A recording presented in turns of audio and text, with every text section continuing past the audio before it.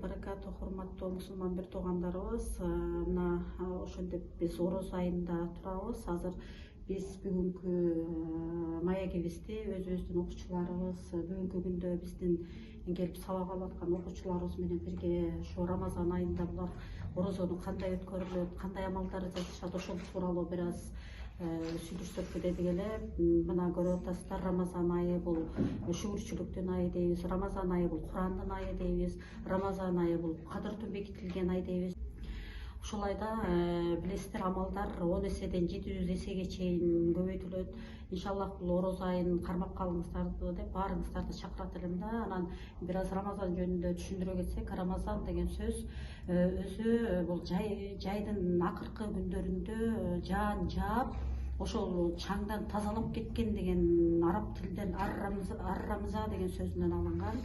Ал эми башка бир дагы мааниси бул таштарды, күндүн ысыгы бир таштарды күйгүзүп, ысытып күйгүзүп койгонду ар-рамаз деген сөзүнөн алынган да. Ошол маанисинде эле ошол биздин ушул Рамазан айында биздин күнөөлөрүбүздү жууп, ошо ташты кандай күйгүзгөн болсо, же болбосо жаан ошо чаңдарды кандай тазалаган болсо, баардык мусулмандардын күнөөлөрүн ушундай Рамазан айы жуйт экен да. Ошон үчүн азыр бүгүн биз маегибизге ошо биздин окуучубуз Гүлнур эжени чакырдык эле. Ошол орозону сиз кандай кармайсыз, орозо фарз экенин сиз качан билдиңиз, ошо канча жылдан бери деги эле орозо кармап жүрөсүз, ушул тууралуу бир аз маек кылып берсеңиз. Рахмат сурооңузга. Биринчи биз орозону илгертен эле билет элек, бирок так билчү эмеспиз да, кандай орозо тутуш керек, кайсы айда экенин билет элек, бирок кандай тутуш экен, кандай амалдар кылыныш керек экенин билбейт элек. Просто эле орозо тутат десе эле тутуп эле неме тамак жебеш керек экендигин билчү элек да мындай.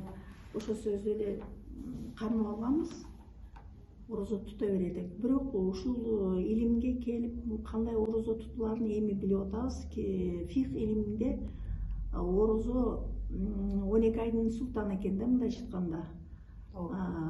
Орозо Куранда келген экен. Бакара сүрөсүнүн 183 аятында келген экен. Эй имандылар, силерге мурдагыларга кандай буйрулган болсо, орозо силерге да буйрудум дейт экен.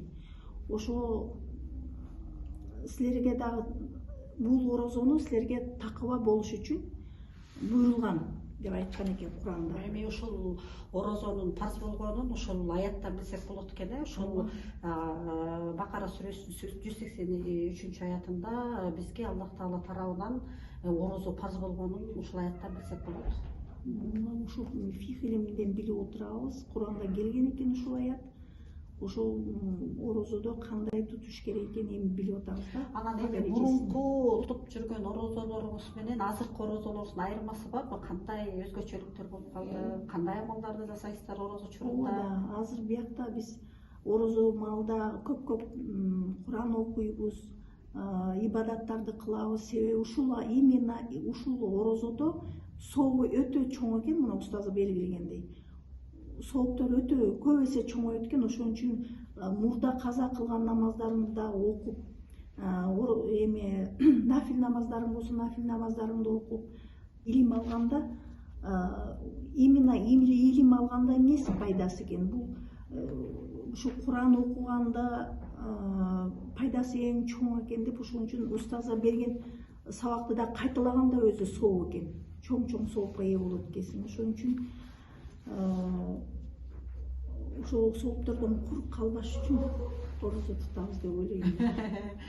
Анткени ошо мен жана белгилеп кетпедимби, ошо ар бир амалдар үчүн баягы 10 сооп 700 соопко чейин сооп берилет депчи. Ошо белгилеп кеткендей, ошол ар бир кылган ибадаттарыңыздар мисалы 10 сооптон 700 соопко чейин жазылат иншаллах. Ошол Рамазан айындагы нафил ибадаттардан азыр нафил ибадаттар болуп саналган болсо, ал эми Рамазан айында нафил ибадаттарды кылган болсоңуздар, Рамазан айында фарзды кылгандын сооптор орун аласыздар да иншаллах.